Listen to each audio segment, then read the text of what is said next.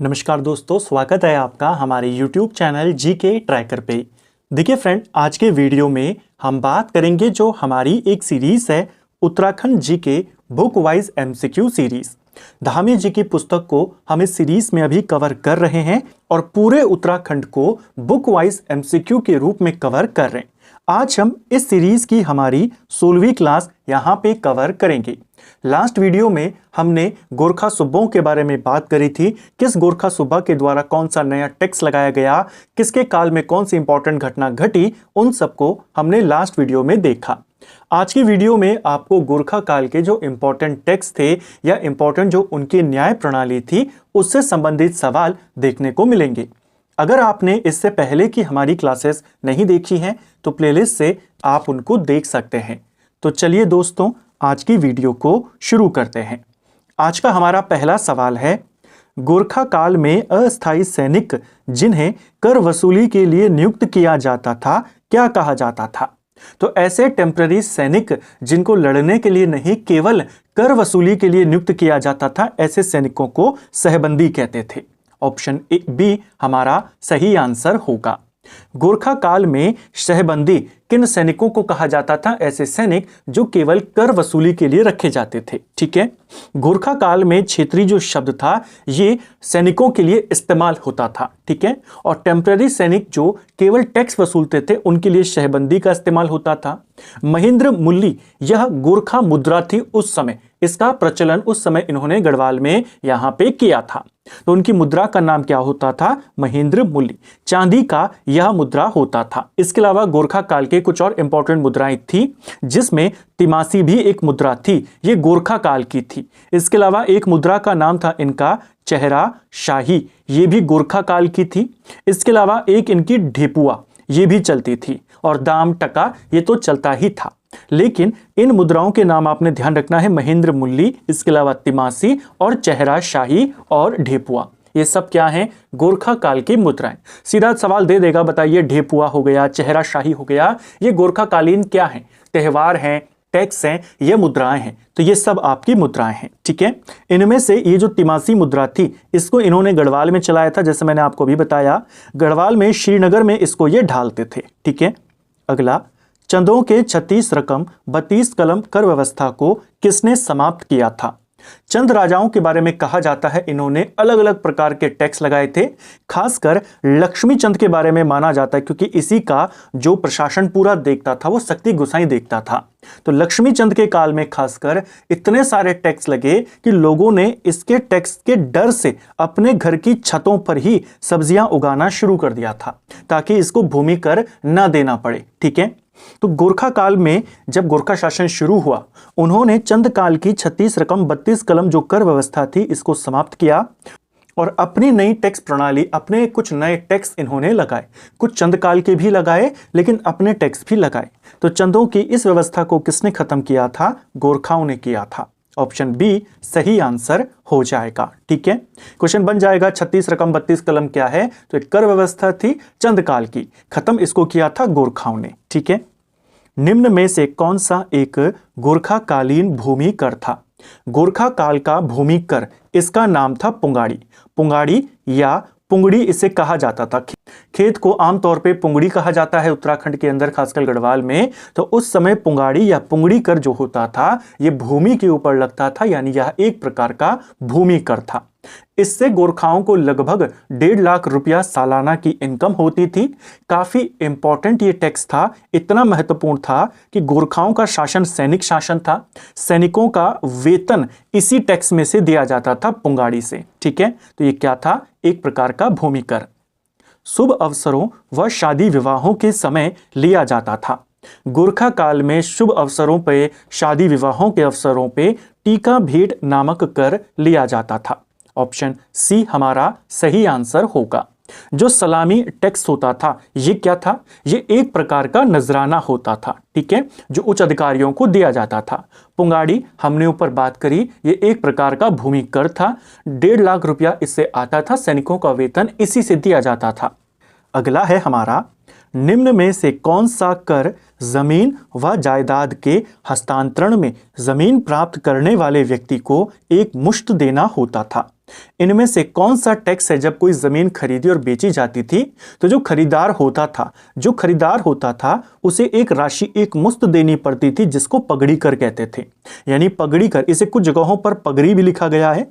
तो पगड़ी या पगड़ी कर जो था यह एक प्रकार का लेन देन जब होता था जमीन का, उस समय जो ड्यूटी दी जाती थी वो पगड़ी कहलाती थी। ठीक है, ऑप्शन बी सही आंसर होगा।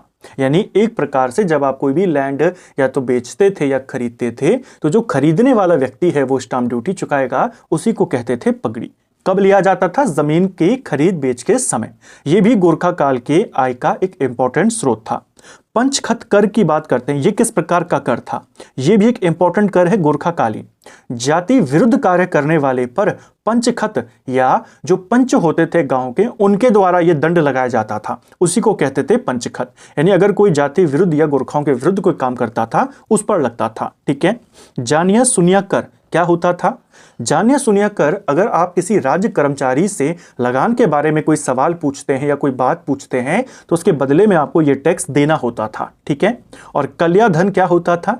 कल्याण धन या कल्याण धन भी इसको बोला गया है।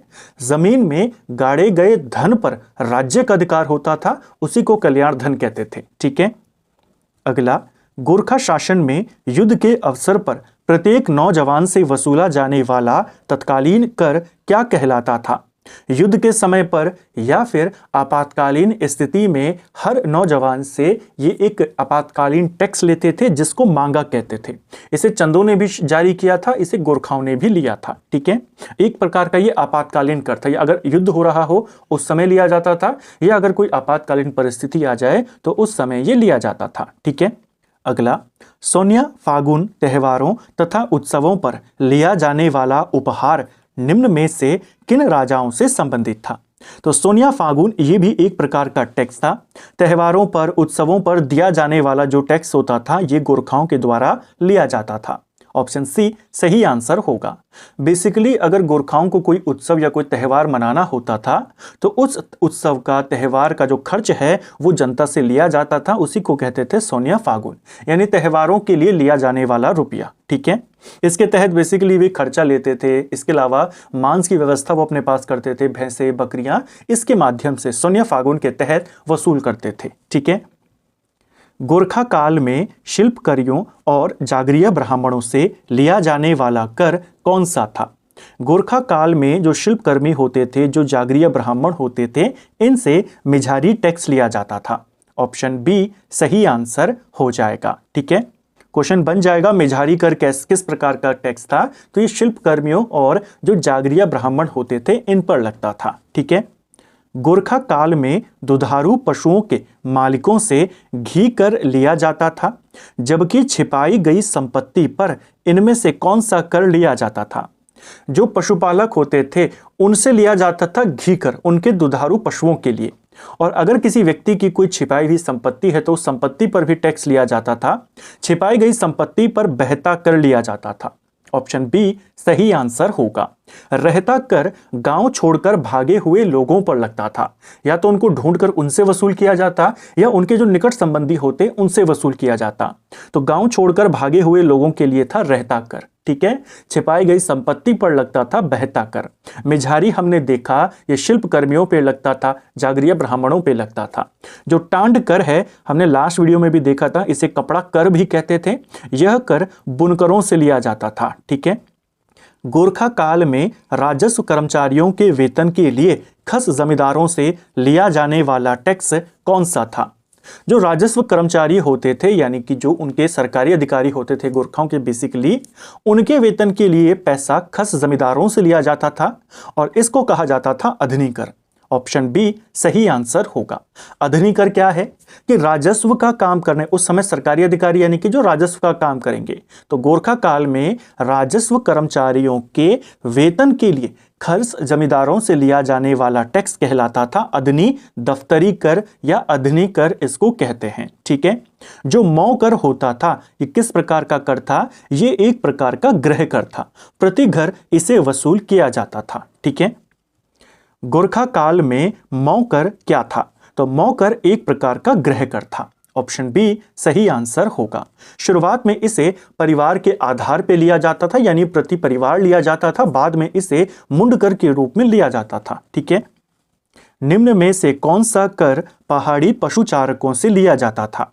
पहाड़ी पशुचारकों से इनमें से कौन सा टैक्स लेते थे? ये लेते थे दोनिया कर।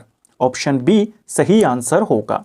जो दोनिया कर था एक प्रकार से ये पहाड़ी पशुचारकों से लिया जाने वाला टैक्स था। अगर हम घरेलू टैक्स की बात करते हैं तो यह भी एक प्रकार का गृह कर था। हर घर पर अठन्नी के हिसाब से यह टैक्स लगता था, इसीलिए घरेलू कर को अठन्नी कर भी कहते हैं। ठीक है, अठन्नी अलग है, अधनी अलग है। अठन्नी दफ्तरी अलग है, वो राजस्व कर्मचारियों के लिए लिया जाता था। ये अठन्नी है घरेलू, जो प्रत्येक घर पे लगता था। केरू कर की बात करते हैं, यह एक धार्मिक कर था। क्वेश्चन बन जाएगा गोरखा काल का प्रसिद्ध धार्मिक टैक्स कौन सा था? केरू कर था। ठीक है, बेसिकली जब कोई सामूहिक कार्य करवाना होता था गोरखाओं को तो ये वाला टैक्स लिया जाता था। ठीक है, वक्षयात, कल्याण धन, केरू, घरेलू आदि कर निम्न में से किस राजवंश से संबंधित हैं? घरेलू हमने देखा प्रति घर पे लगता था, अठनी भी इसको कहते थे। केरू हमने देखा धार्मिक टैक्स था, सामूहिक कार्यों के लिए लिया जाता था। कल्याण धन हमने ऊपर देखा कि छिपाई गई या जो गाड़ा हुआ धन होता था उस पर लगता था। छिपाई गई संपत्ति पे तो बहता लगता था, ये लगता था गाड़े हुए धन पर, इसे कल्याण धन कहते थे। और वक्षयात जो कर होता था ये एक प्रकार की बख्शीश होती थी। ठीक है, ये सब किसके हैं? ये गोरखाओं के टैक्स थे। ठीक है, ऑप्शन ए सही आंसर होगा। किन शासकों ने स्त्रियों का छत पर चढ़ना दंडनीय अपराध घोषित कर रखा था? तो किन शासकों ने महिलाओं की छत पर चढ़ने को अपराध घोषित किया हुआ था, पूर्ण तरीके से प्रतिबंधित किया हुआ था? यह किया हुआ था गोरखाओं ने। यह सवाल भी पेपर में बना हुआ है। ऑप्शन सी इसका सही आंसर हो जाएगा। ठीक है, किसी भी महिला को छत पर जाने के लिए मनाही की गई थी।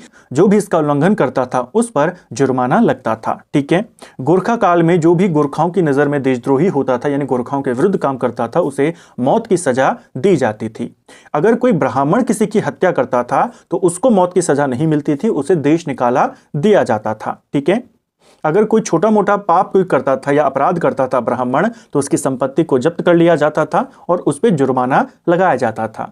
चोरी करते हुए अगर कोई पकड़ा जाता था ब्राह्मण तो उसकी शिखा काट दी जाती थी। ठीक है, बाकी ये ज्यादा ब्राह्मणों का सम्मान नहीं करते थे, केवल इनके अपने ब्राह्मण थे मिश्रा और उपाध्याय। उनके अलावा ये कुमाऊं के दूसरे ब्राह्मणों की सम्मान नहीं करते थे। जैसे हमने लास्ट वीडियो में भी देखा, इनका एक फेमस कथन भी था कि ब्राह्मणों के पैर पूजे जाते हैं, सर नहीं पूजा जाता। ठीक है, इसके अलावा बाकी हर जाति के लोगों को मौत की सजा ये देते थे किसी भी अपराध होने पर। ठीक है, अगर कोई व्यक्ति इनके काल में आत्महत्या भी करता था तो उस व्यक्ति का या उस व्यक्ति के परिवार का कोई नजदीकी व्यक्ति अगर होता था तो उससे जुर्माना लिया जाता था। ठीक है, यानी उसके सगे संबंधियों से जुर्माना लिया जाता था।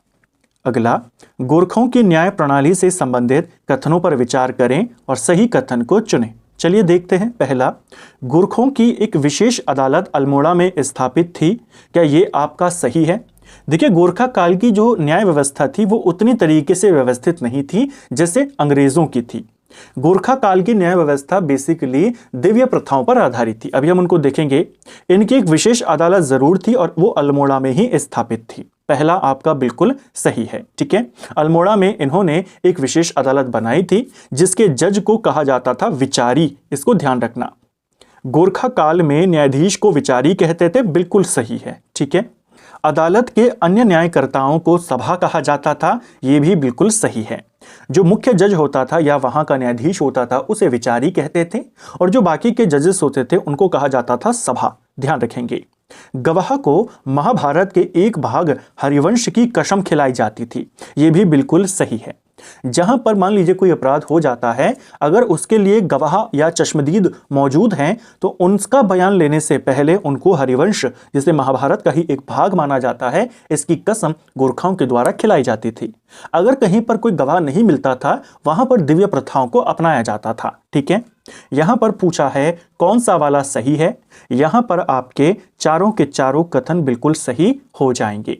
ऑप्शन डी सही आंसर होगा। ठीक है, चंद काल में न्यायालय नाम की कोई भी संस्था नहीं थी, लेकिन पंचायत प्रणाली उस समय चलती थी तो गांव के ही जो मुख्य होते थे वही फैसला कर देते थे। ठीक है, लेकिन गोरखाओं ने चंदों की नकल नहीं करी। इन्होंने न्याय के लिए, मुकदमा देखने के लिए एक अधिकारी को नियुक्त किया, जज नियुक्त किया, जिसे विचारी कहा जाता था। ठीक है। और जब भी कुछ सुनवाई होती थी, जैसे मैंने आपको कहा कि कोई भी गवाह अगर होता था तो उसे पहले हरिवंश की कसम खिलाई जाती थी, जो महाभारत का ही एक पार्ट है। ठीक है। अगला, निम्न में से कौन सी गोरखाओं की प्रमुख दिव्य प्रथा नहीं थी? दिव्य प्रथा यानी उनकी न्याय व्यवस्था से जुड़ा। एक पेपर में सवाल आया था कि दिव्य प्रथा का संबंध किससे है, राजस्व व्यवस्था से, न्याय व्यवस्था से या किससे? तो ध्यान रखेंगे ये न्याय व्यवस्था से जुड़ा है। जैसे मैंने आपको कहा, जहां पर कोई इनको चश्मदीद नहीं मिलता था तो न्याय करने के लिए दिव्य प्रथा को अपनाते थे। इनके काल में बहुत सारी दिव्य प्रथाएं प्रचलित थी, लेकिन मुख्य 3 दिव्य प्रथाएं मानी जाती हैं, जिसमें गोला द्वीप है, तराजू द्वीप है और कढ़ाई द्वीप है। तीर का द्वीप इसमें शामिल नहीं है। 1, 2 और 3 ये 3 है। ऑप्शन सी वाला आपका गलत है, तो यहीं पे आपका ये सही आंसर होगा। बेसिकली गोला द्वीप में क्या किया जाता था कि हाथ में गर्म लोहे का डंडा पकड़कर कुछ दूर चलना होता था। अगर हाथ जल जाता था तो उसको दोषी मान लेते थे। ऐसे ही तराजू द्वीप था। इसमें दोषी व्यक्ति को तराजू में पत्थरों से तौला जाता था और फिर कुछ दिनों के बाद उन्हीं पत्थरों से दोबारा से व्यक्ति को तौला जाता था। अगर उसके वजन में कोई भी परिवर्तन आ जाए या घट जाए तो फिर उसको दोषी मान लिया जाता था। ऐसे ही कढ़ाई द्वीप थी कि जलते हुए तेल में हाथ डाल दिया जाता था। ये इनकी मुख्य 3 द्वीप प्रथाएं हैं। इसके अलावा विलियम ट्रेल ने कई सारी दिव्य प्रथाओं का उल्लेख किया। उसके अनुसार और भी कई सारी जो प्रथाएं थी वो प्रचलित थी। उसी में से एक थी तीर का द्वीप। और भी कई सारी द्वीप थी, लेकिन मुख्य 3 थी जिनके बारे में हमने जाना। ठीक है। किस गोरखा शासक के काल में गुरु मंदिर के महंत श्री हरसेवक को कढ़ाई द्वीप की परीक्षा देनी पड़ी थी? तो कढ़ाई द्वीप की परीक्षा गुरु मंदिर के महंत हरसेवक को भी देनी पड़ी थी। किसके काल में? रणजौर सिंह थापा के काल में। ऑप्शन सी सही आंसर होगा। जो यह रणजौर सिंह थापा था, इसे काफी अच्छा शासक माना गया है बाकी के गोरखाओं की तुलना में, लेकिन यह काफी ज्यादा क्रूर भी था। सामंतों के साथ या जो बड़े अधिकारी थे या जो उच्च पदों पर थे, उनके साथ इसका काफी क्रूरतापूर्ण व्यवहार होता था। ठीक है। जब प्रद्युमन शाह की मृत्यु होती है गढ़वाल के अंदर और गोरखा गढ़वाल को भी जीत जाते हैं, तो रणजौर सिंह थापा ये जानता था कि प्रद्युमन शाह के काफी अच्छे मित्र हैं गुरु मंदिर के जो महंत थे हरसेवक जी। ठीक है। तो उसी का बदला लेने के लिए इसने झूठा आरोप इनके ऊपर लगाया और फिर उन्हें कढ़ाई द्वीप की परीक्षा देने को मजबूर किया, जिसमें इनके हाथ जलते हुए तेल में डाले गए। बुरी तरह इनके हाथ जल जाते हैं। इनको दोषी माना जाता है। कई सारे जुर्माने इनके ऊपर लगाए जाते हैं। धनराशि इनको काफी बड़ी मात्रा में रणजौर थापा को देनी पड़ती है। ठीक है। तो इसको ध्यान रखना है किसके काल में ये सब हुआ? रणजौर सिंह थापा। एक और चीज ध्यान रखना, जो ये महंत थे हरसेवक, इनको इनकी प्रतिष्ठा पुनः दिलाने का काम किसने किया था? तो एक और गोरखा शासक जिसका नाम था हस्तिदल चौतरिया। ठीक है। किस गोरखा शासक ने नीति घाटी के भोटांतकों को अपनी अधीनता स्वीकार करने के लिए बाध्य किया था? कौन सा गोरखा शासक था जिसने भोटांतिक यानी जो व्यापारी जनजाति थी, भूटिया जनजाति, इनको भी अपने अधीन कर लिया था? ये कर लिया था रणजौर सिंह थापा ने। ऑप्शन सी हमारा सही आंसर होगा। बेसिकली माणा गांव से, नीति घाटी से ये लगे हुए लोग थे। यहां पर तिब्बत के साथ ही व्यापार करते थे। क्योंकि व्यापार करते थे तो उनके पास पैसे काफी ज्यादा थे। गोरखा इनसे काफी ज्यादा चिढ़ते थे, तो गोरखाओं ने इनके ऊपर हमला कर दिया, जिस वजह से ये जो भोटांतिक लोग थे, भोटिया लोग थे यहाँ पे, जो इनको एक पुल जोड़ता था बाकी के पूरे गढ़वाल से, उस पुल को ये तोड़ देते हैं। लेकिन पुल को तोड़ने से उनका ही नुकसान हुआ। गोरखा उन्हें घेर कर वहां पर बैठ गए और जब वहां पे उन्होंने राशन पानी नहीं जाने दिया, अंततः इन्हें उनकी अधीनता को स्वीकार करना पड़ा। तो गोरखाओं ने भोटांतिकों को अपने अधीन किया था। किसके नेतृत्व में? रणजौर सिंह थापा के नेतृत्व में। ठीक है। संसार में कितनी भी बड़ी शक्ति क्यों ना हो, जब वह न्याय व नियम से खाली हो जाती है तो अधिक दिन तक नहीं चलती। पंडित हरिकृष्ण रतूड़ी ने निम्न में से किस शासन के संदर्भ में यह कहा? पहला कथन, तो पहला सवाल तो यही आएगा, यह कथन किसका है? हरिकृष्ण रतूड़ी का, कि दुनिया की कितनी भी बड़ी शक्ति क्यों ना हो, जब तक वो न्याय और नियम का पालन नहीं करेगी तो वो ज्यादा दिनों तक नहीं चलती। ये कहा गया गोरखा शासन के बारे में। ऑप्शन ए सही आंसर हो जाएगा। ठीक है। अगला, चंपावत स्थित बालेश्वर मंदिर का जीर्णोद्धार किसने करवाया था? जो चंपावत का बालेश्वर मंदिर है, इसका जीर्णोद्धार महावीर सिंह थापा ने करवाया था। 1796 में करवाया था। ऑप्शन बी सही आंसर होगा। कई बार पूछ लिया गया है कि किस गोरखा के द्वारा यह जीर्णोद्धार करवाया गया, तो महावीर सिंह थापा का नाम आपने ध्यान रखना है। ठीक है।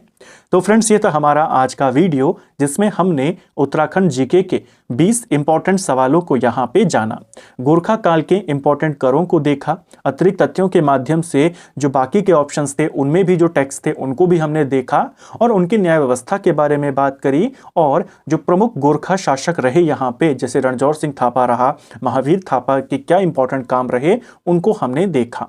उम्मीद करता हूं आपको आज का वीडियो पसंद आया होगा। अगर आपको ये वीडियो पसंद आई है तो वीडियो को लाइक करें, चैनल पर नए हैं चैनल को सब्सक्राइब करें, अपने दोस्तों के साथ शेयर करें। वीडियो आपको कैसा लगा कमेंट बॉक्स में हमें ज़रूर बताएं। Thank you friends.